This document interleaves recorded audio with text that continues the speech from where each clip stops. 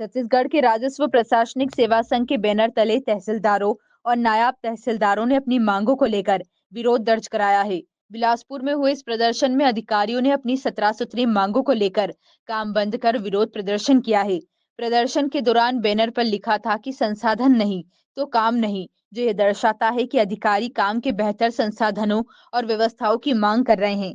संघ के पदाधिकारियों का कहना है कि शासन को बार बार ज्ञापन दिए जाने के बाद भी मूलभूत सुविधाएं उपलब्ध नहीं करवा रही है, जिसके चलते फील्ड लेवल पर काम प्रभावित हो रहा है। इस हड़ताल का असर आम जनता के कामकाज पर भी साफ दिख रहा है, जिससे राजस्व संबंधित कार्यों में रुकावट आई है। उन्होंने कहा कि वे किसी भी सेवा से पीछे नहीं हट रहे हैं, लेकिन जब तक संसाधन उपलब्ध नहीं होंगे, कार्य सुचारू रूप से नहीं हो सकता। जी, कनिष्ठ प्रशासनिक सेवा संघ जो हमारा छत्तीसगढ़ का है, उन्होंने विभिन्न मांगों को लेकर पहले ही शासन को हमने अपने विनम्रतापूर्वक मांग रखी थी, जिसमें हमने 17 तारीख को एक साथ यही 17 जुलाई को एक साथ पूरे प्रदेश भर में जिले इकाई के माध्यम से, कलेक्टर महोदय के माध्यम से माननीय मुख्यमंत्री जी और छत्तीसगढ़ शासन को हमने ज्ञापन दिया था।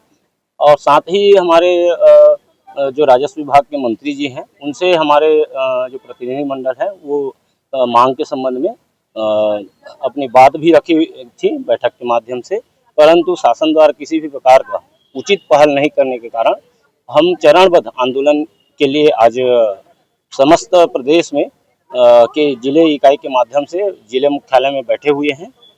हमारी प्रमुख मांगों में जैसे कि सभी को मालूम है कि ये लोकहित से जुड़ा हुआ विभाग है, विभिन्न प्रकार के कार्य करने होते हैं। प्रत्येक तहसील में 23 का सेटअप है, परंतु उतने पर्याप्त उचित सेटअप नहीं मिल रहा है, जिसके कारण जनता को उस समय में उचित में काम नहीं मिल पाता है या हमें काम करने में कठिनाई होती है, जो कि हम शासन से चाह रहे हैं कि जो उन्होंने सेटअप दिया हुआ है उन्हें ही पूरा करें, ताकि जनता को समय में और उचित तरीके से, सही प्रभावी तरीके से उनका काम हो सके और हमें भी सुविधाजनक काम करने में आसानी हो।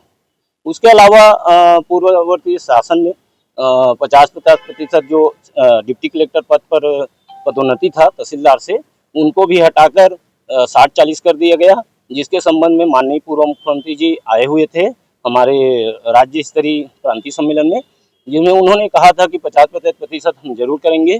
इसके लिए पत्राचार भी हुआ था और आप लोग मीडिया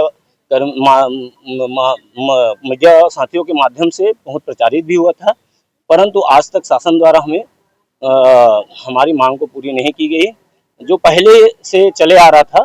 क्योंकि हम भी काम करते हैं, शासन के अंदर ही काम करते हैं, शासन से विनम्रतापूर्वक निवेदन है कि हमारा जो 50% जो रखे थे उसको वो यथावत रखें, ताकि हम भी आगे बढ़ सकें। उसके अलावा राजपत्रित का दर्जा जो था नायब तहसीलदार को, उसको भी उन्होंने घोषणा की थी कि 50 राजपत्रित का दर्जा देंगे, उसके लिए फाइल भी चली थी, परंतु अभी तक के शासन द्वारा कोई उचित पहल नहीं की गई है। साथ ही हमें न्यायाधीश संरक्षण अधिनियम के तहत संरक्षण भी प्राप्त है, परंतु बहुत सारी घटनाओं में हमने देखा कि हमारे तहसीलदार, नायब तहसीलदार साथियों को बिना उनके द्वारा न्यायालयीन जो कार्य है उसमें आदेश किया गया है, जिसमें बिना जांच के या फिर विभागीय अनुमति के FIR और निलंबन की कार्रवाई की गई है, जो कि अनुचित है। यदि कोई त्रुटिपूर्ण आदेश होता भी है तो उसके लिए चरण है बुराई संहिता के तहत, जिसमें अपील का प्रावधान है। अपील करें और लगता है उच्च अधिकारियों की कोई टूटी हुई है तो उसको निरस्त कर सकते हैं। विभिन्न चरण है। साथ ही सुरक्षा के लिए कई बार आदेश शासन से ही जारी किया गया, अभी भी जारी किया गया है, परंतु आज तक के पता नहीं उनको कैसे आदेश किया जाता है, उस पर अमल क्यों नहीं होता है, ये समझ से परे है। जो सुरक्षा के लिए वो दिया जाता है, आदेश किया जाता है, उसको उनको अमल करना चाहिए।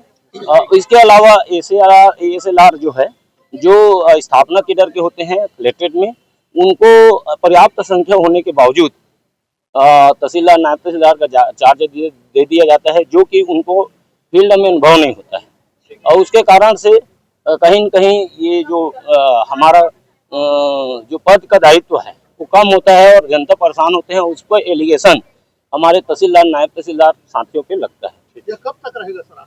अभी फिलहाल 28, 29, 30 है। कल हम संभाग स्तरीय बैठेंगे प्रत्येक संभाग में। हमारा जो बिलासपुर संभाग का स्थान यही रहेगा उसके बाद 30 तारीख को प्रदेश स्तरीय हड़ताल है।